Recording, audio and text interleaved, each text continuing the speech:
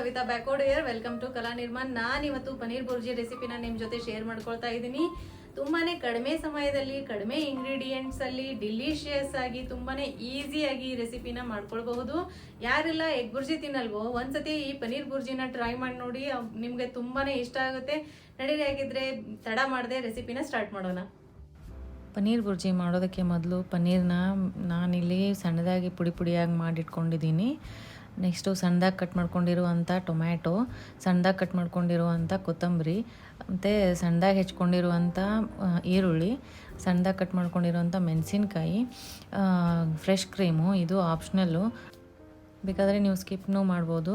ಮತ್ತು ಅರಿಶಿಣದ ಪುಡಿ, ಗರಂ ಮಸಾಲ, ಜೀರಿಗೆ, ರುಚಿಗೆ ತಕ್ಕಷ್ಟು ಉಪ್ಪು, ಬೆಣ್ಣೆ ಮತ್ತು ಎಣ್ಣೆ. ಇದರ ಜೊತೆಗೆ 1 ಟೇಬಲ್ ಸ್ಪೂನ್ ಕಡಲೆ ಹಿಟ್ಟು ಕೂಡ ತೊಗೊಳ್ಳೋಣ. ಪನ್ನೀರ್ ಬುರ್ಜಿ ಮಾಡೋದಕ್ಕೆ ಮೊದಲು ಒಂದು ಪ್ಯಾನ್ ಬಿಸಿ ಮಾಡ್ಕೊಳ್ಳೋಣ. ಪ್ಯಾನ್ ಬಿಸಿ ಆಗ್ತಿದ್ದಂಗೆ ಅದರಲ್ಲಿ 2 ಟೇಬಲ್ ಸ್ಪೂನ್ನಷ್ಟು ಬೆಣ್ಣೆ ಹಾಕೋಣ. ಬೆಣ್ಣೆ ಸ್ವಲ್ಪ ಕರಗೋ ತನಕ ಅದನ್ನು ಬಿಸಿ ಮಾಡೋಣ. ಮತ್ತು ಅದರಲ್ಲಿ 1 ಟೇಬಲ್ ಸ್ಪೂನ್ನಷ್ಟು ಎಣ್ಣೆ ಆ್ಯಡ್ ಮಾಡೋಣ. ಬೆಣ್ಣೆ ಚೆನ್ನಾಗಿ ಕರಗಿ ಎಣ್ಣೆ ಜೊತೆ ಮಿಕ್ಸ್ ಆದಮೇಲೆ, ಎರಡೂ ಸ್ವಲ್ಪ ಬಿಸಿ ಆದಮೇಲೆ ಇದರಲ್ಲಿ 1 ಟೀ ಸ್ಪೂನ್ ಜೀರಿಗೆ ಆ್ಯಡ್ ಮಾಡೋಣ. ಜೀರಿಗೆ ಹಾಕಿದ ಮೇಲೆ ಜೀರಿಗೆ ಸ್ವಲ್ಪ ಚಟ್ಪಟ ಅಂತ ಸಿಡಿಬೇಕು. ನೆಕ್ಸ್ಟ್ ಇದರೊಳಗೆ 1 ಟೇಬಲ್ ಸ್ಪೂನ್ ಕಡಲೆ ಹಿಟ್ಟನ್ನ ಆ್ಯಡ್ ಮಾಡೋಣ. ಕಡಲೆ ಹಿಟ್ಟನ್ನ ಆ್ಯಡ್ ಮಾಡಿ ಸ್ವಲ್ಪ ಗೋಲ್ಡನ್ ಬ್ರೌನ್ ಆಗೋ ತನಕ ಚೆನ್ನಾಗಿ ಹುರಿಯೋಣ. ಈ ಕಡಲೆ ಹಿಟ್ಟನ್ನ ಸೇರಿಸೋದ್ರಿಂದ ಪನ್ನೀರು ಮತ್ತು ನೀರು ಎರಡೂ ಬೇರೆ ಬೇರೆ ಆಗೋದನ್ನು ಕಡಲೆ ಹಿಟ್ಟು ಅವಾಯ್ಡ್ ಮಾಡುತ್ತೆ. ಅಂದರೆ ಲಾಸ್ಟಲ್ಲಿ ಸ್ವಲ್ಪ ನೀರು ಸೇರಿಸಿ ಪನ್ನೀರನ್ನ ಬಾಯ್ಲ್ ಮಾಡಬೇಕಾಗುತ್ತೆ. ಆವಾಗ ಏನಾಗುತ್ತೆ, ಪನ್ನೀರ್ ಒಂದು ಕಡೆ ನೀರು ಒಂದು ಕಡೆ ಹೀಗೆ ಬೇರೆ ಬೇರೆ ಆಗುತ್ತೆ. ಹೀಗೆ ಬೇರೆ ಬೇರೆ ಆಗೋದನ್ನು, ಪನ್ನೀರ್ ಒಂದು ಕಡೆ ನೀರು ಒಂದು ಕಡೆ ಬೇರೆ ಬೇರೆ ಆಗೋದನ್ನು ಈ ಕಡಲೆ ಹಿಟ್ಟು ತಡೆಯುತ್ತೆ. ಚೆನ್ನಾಗಿ ಒಂದು ಬಾಂಡಿಂಗ್ ಕೊಡುತ್ತೆ ಇದು ಎರಡಕ್ಕೂ. ನೋಡಿ, ಇದು ಗೋಲ್ಡನ್ ಬ್ರೌನ್ ಆಗಿದೆ. ನಾನೀಗ ಇದರಲ್ಲಿ 1 ಕಪ್ ಹೆಚ್ಕೊಂಡಿರೋವಂಥ ಈರುಳ್ಳಿನ ಆ್ಯಡ್ ಮಾಡಿ ಚೆನ್ನಾಗಿ ಫ್ರೈ ಮಾಡ್ತಾಯಿದ್ದೀನಿ.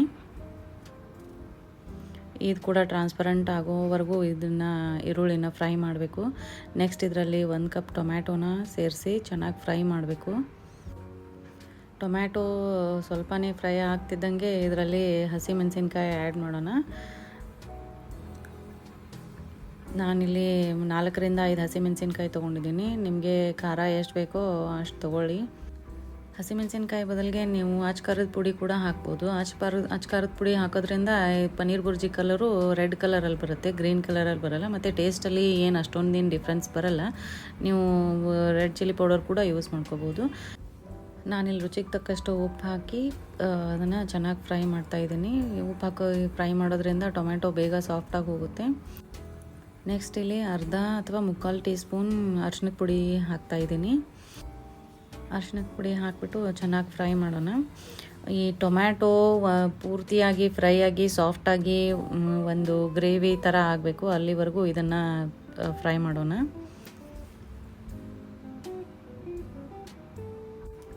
ನೀವಿಲ್ಲಿ ನೋಡ್ಬೋದು, ಟೊಮ್ಯಾಟೊ ಮೊದಲಿನಕ್ಕಿಂತ ಸ್ವಲ್ಪ ಸಾಫ್ಟಾಗಿ ಚೆನ್ನಾಗಿ ಗ್ರೇವಿ ಥರ ಬರ್ತಾ ಇದೆ, ಒಂದು ಪೇಸ್ಟ್ ಥರ ಆಗ್ತಾ ಇದೆ.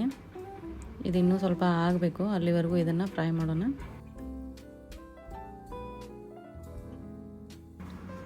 ನೀವಿಲ್ಲಿ ನೋಡ್ಬೋದು ಟೊಮ್ಯಾಟೊ ಸಾಫ್ಟ್ ಆಗಿದೆ, ಇದಿನ್ನೂ ಸಾಫ್ಟ್ ಆಗಬೇಕು. ಬಟ್ ನಾನಿಲ್ಲಿ ಈ ಹಂತದಲ್ಲಿ 1 tea spoon garam masala add ಮಾಡ್ತಾಯಿದ್ದೀನಿ. ಗರಂ ಮಸಾಲ ಆ್ಯಡ್ ಮಾಡಿ ಚೆನ್ನಾಗಿ ಮಿಕ್ಸ್ ಮಾಡೋಣ. ನಾನಿಲ್ಲಿ ಯಾವುದೇ ಮಸಾಲ ಯೂಸ್ ಮಾಡ್ತಾಯಿಲ್ಲ, ಅಂದರೆ ಧನಿಯಾ ಪೌಡರ್ ಆಗಲಿ, ಜೀರಾ ಪೌಡರ್ ಆಗಲಿ, ಯಾವುದೇ ಮಸಾಲ ಯೂಸ್ ಮಾಡ್ತಾಯಿಲ್ಲ. ಬರೀ ಗರಂ ಮಸಾಲ ಮಾತ್ರ ಯೂಸ್ ಮಾಡ್ತಾಯಿದ್ದೀನಿ. ಬರೀ ಗರಂ ಮಸಾಲದಿಂದನೇ ಪನ್ನೀರ್ ಬುರ್ಜಿ ಟೇಸ್ಟ್ ಎನ್ಹಾನ್ಸ್ ಆಗಿ ಹೋಗುತ್ತೆ. ಯಾವುದೇ ಮಸಾಲೆದು ಅವಶ್ಯಕತೆ ಇಲ್ಲ ಇಲ್ಲಿ. ನೆಕ್ಸ್ಟ್ ಇದರಲ್ಲಿ ನಾನು ಬಿಸಿ ನೀರನ್ನ ಆ್ಯಡ್ ಮಾಡ್ತಾಯಿದ್ದೀನಿ. ಒಂದು 50 ml ನೀರು ಆ್ಯಡ್ ಮಾಡಿದರೆ ಸಾಕು. ಈ ನೀರು ಆ್ಯಡ್ ಮಾಡಿ ಚೆನ್ನಾಗಿ ಕುದಿಸೋಣ. ಯಾಕಂದರೆ ಈ ಟೊಮ್ಯಾಟೊ ಸ್ವಲ್ಪ ಇನ್ನೂ ಎಲ್ಲ ಮಸಾಲೆ ಜೊತೆ ಚೆನ್ನಾಗಿ ಮಿಕ್ಸ್ ಆಗಲಿ ಅನ್ನೋದಕ್ಕೋಸ್ಕರ ಸ್ವಲ್ಪ ನೀರು ಹಾಕಿ ಚೆನ್ನಾಗಿ ಕುದಿಸೋಣ. ಇದನ್ನು ಈ ನೀರೆಲ್ಲ ಇವ್ಯಾಪರೇಟ್ ಆಗೋ ತನಕ ಇದನ್ನು ಬಾಯ್ಲ್ ಮಾಡೋಣ. ಈ ನೀರೆಲ್ಲ ಇವ್ಯಾಪರೇಟ್ ಆಗೋದಕ್ಕೆ 1-1.5 ನಿಮಿಷ ತಗೊಳುತ್ತೆ. ಅಲ್ಲಿವರೆಗೂ ನಾವು ಇದನ್ನು ಬಾಯ್ಲ್ ಮಾಡೋಣ. ಆದರೆ ನಾವಿಲ್ಲಿ ಸೌಟ್ನಿಂದ ಸ್ವಲ್ಪ ಇದನ್ನು ಮಿಕ್ಸ್ ಮಾಡ್ತಾ ಇರಬೇಕು ಮಧ್ಯದಲ್ಲಿ, ಯಾಕಂದರೆ ಇದು ತಳ ಹಿಡ್ಕೊಳ್ಳುತ್ತೆ. ನೀವಿಲ್ಲಿ ನೋಡ್ಬೋದು ಟೊಮ್ಯಾಟೊ ಮತ್ತು ಬೇಸನ್ ಅಂದರೆ ಕಡಲೆ ಹಿಟ್ಟು ಎರಡೂ ಚೆನ್ನಾಗಿ ಮಿಕ್ಸ್ ಆಗಿ ಕುದ್ದು ಒಂದು ಒಳ್ಳೆ ಗ್ರೇವಿ ಆಗಿದೆ. ಇದರಲ್ಲಿ ನಾವೀಗ ಈ ಸ್ಟೇಜಲ್ಲಿ ಪೀಸಾಗಿ ಸಣ್ಣದಾಗಿ ಪೀಸ್ ಮಾಡಿಟ್ಕೊಂಡಿರುವಂಥ ಪನ್ನೀರನ್ನ ಆ್ಯಡ್ ಮಾಡಿ ಚೆನ್ನಾಗಿ ಮಿಕ್ಸ್ ಮಾಡ್ಕೊಳ್ಳೋಣ. ಈ ಪನ್ನೀರ್ ಬುರ್ಜಿ ಒಂದು ತುಂಬಾ ಸಿಂಪಲ್ ಆಗಿರುವಂಥ ರೆಸಿಪಿ ಮತ್ತು ಡಿಲಿಷಿಯಸ್ ಆಗಿರುವಂಥ ರೆಸಿಪಿ. ಯಾರ್ಯಾರು ಎಗ್ ಬುರ್ಜಿ ತಿನ್ನಲ್ವೋ ಅವರು ಈ ಪನ್ನೀರ್ ಬುರ್ಜಿ ಮಾಡ್ಕೊಂಡು ಆರಾಮ್ಸೆ ತಿನ್ಬೋದು. ಎಗ್ ಬುರ್ಜಿ ತಿನ್ನೋರು ಕೂಡ ಈ ಪನ್ನೀರ್ ಬುರ್ಜಿ ಒಂದು ಸತಿ ತಿಂದರೆ ಎಗ್ ಬುರ್ಜಿ ತಿನ್ನೋದನ್ನೇ ಬಿಡ್ತೀರ, ಅಷ್ಟು ಚೆನ್ನಾಗಿರುತ್ತೆ ಇದು.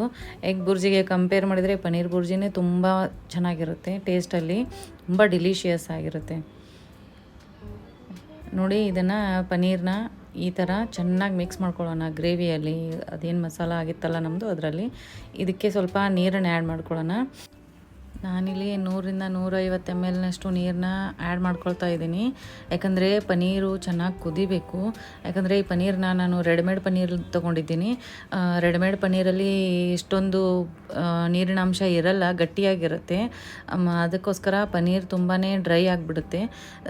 ಅದಕ್ಕೋಸ್ಕರ ನೀರನ್ನು ಹಾಕಿ ಮತ್ತು ತುಂಬ ಗಟ್ಟಿಯಾಗಿರುತ್ತೆ ಪನ್ನೀರು. ಅದಕ್ಕೆ ನೀರು ಹಾಕಿ ಕುದಿಸೋದ್ರಿಂದ ಪನ್ನೀರ್ ಕೂಡ ಸಾಫ್ಟ್ ಆಗುತ್ತೆ. ಅದಕ್ಕಾಗಿ ನಾನು ನೀರು ಹಾಕಿ ಕುದಿಸ್ತಾ ಇದ್ದೀನಿ.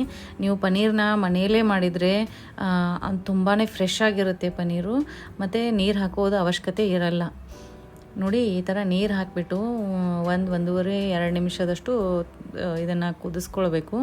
ಆವಾಗ ಮಾತ್ರ ಪನ್ನೀರ್ ಸಾಫ್ಟಾಗಿ ಬಾಯಲ್ಲಿಟ್ಟರೆ ಕರಗೋ ಥರ ಆಗುತ್ತೆ. ನಾನಿಲ್ಲಿ ಪನ್ನೀರ್ ಬುರ್ಜಿನ ಸ್ವಲ್ಪ ಡ್ರೈ ಆಗಿ ಮಾಡ್ತಾಯಿದ್ದೀನಿ. ಕೆಲವೊಬ್ಬರಿಗೆ ಪನ್ನೀರ್ ಬುರ್ಜಿ ಗ್ರೇವಿ ಥರ ಇದ್ದರೆ ಚೆನ್ನಾಗಿ ಅನಿಸುತ್ತೆ.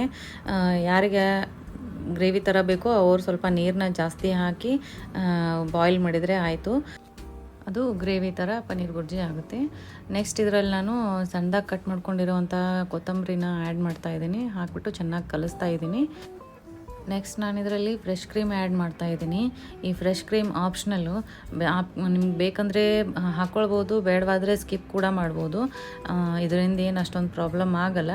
ಆದರೆ ಫ್ರೆಶ್ ಕ್ರೀಮ್ ಹಾಕಿದರೆ ಟೇಸ್ಟ್ ಒಂಥರ ಪನ್ನೀರ್ ಬುರ್ಜಿ ಟೇಸ್ಟು ಚೆನ್ನಾಗಿ ಬರುತ್ತೆ.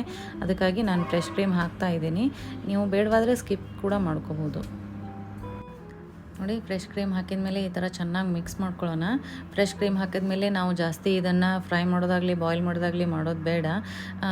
ಆ ಥರ ಜಾಸ್ತಿ ನಾವು ಇದನ್ನು ಫ್ರೈ ಮಾಡಿದರೆ ಫ್ರೆಶ್ ಕ್ರೀಮಿಂದು ಏನು ಟೇಸ್ಟ್ ಇರುತ್ತೆ, ಅದರದ್ದು ಏನು ಫ್ರೇಗ್ರೆನ್ಸ್ ಇರುತ್ತೆ ಅದು ಹೋಗಿಬಿಡುತ್ತೆ. ನೋಡಿ ತುಂಬಾ ಕಡಿಮೆ ಟೈಮಲ್ಲಿ ಕಡಿಮೆ ಇಂಗ್ರೀಡಿಯೆಂಟ್ಸಲ್ಲಿ ಡಿಲಿಷಿಯಸ್ ಆಗಿರುವಂಥ ಪನ್ನೀರ್ ಬುರ್ಜಿ ತಯಾರಾಗಿದೆ. ನಾವಿದನ್ನು ಒಂದು ಸರ್ವಿಂಗ್ ಬೌಲಲ್ಲಿ ಸರ್ವ್ ಮಾಡೋಣ. ಇದನ್ನು ಚಪಾತಿ ಜೊತೆ ಬೇಕಾದರೂ ತಿನ್ನಬಹುದು ಅಥವಾ ಪೂರಿ ಜೊತೆಯಲ್ಲಿ ಬೇಕಾದರೂ ನಾವು ಸವಿಬಹುದು. ತುಂಬಾ ಡಿಲಿಷಿಯಸ್ ಆಗಿರುತ್ತೆ. ಐ ಹೋಪ್ ಈ ರೆಸಿಪಿ ಮತ್ತು ನನ್ನ ವಿಡಿಯೋ ನಿಮ್ಗೆ ಇಷ್ಟ ಆಗಿದೆ ಅಂದ್ಕೊಳ್ತೀನಿ. ಇಷ್ಟ ಆಗಿದ್ದರೆ ಲೈಕ್ ಮಾಡಿ, ಶೇರ್ ಮಾಡಿ, ನನ್ನ ಚಾನಲ್ಗೆ ಸಬ್ಸ್ಕ್ರೈಬ್ ಮಾಡಿ. ಮತ್ತು ಇಂಥದ್ದೇ ಒಂದೆರಡು ಡಿಫ್ರೆಂಟ್ ಆಗಿರುವಂಥ ರೆಸಿಪಿಗಳ ಜೋಡಿ ನಾನು ನಿಮ್ಗೆ ಮತ್ತೆ ಸಿಗ್ತೀನಿ. ಅಲ್ಲಿವರೆಗೂ bye bye, take care, have a good day.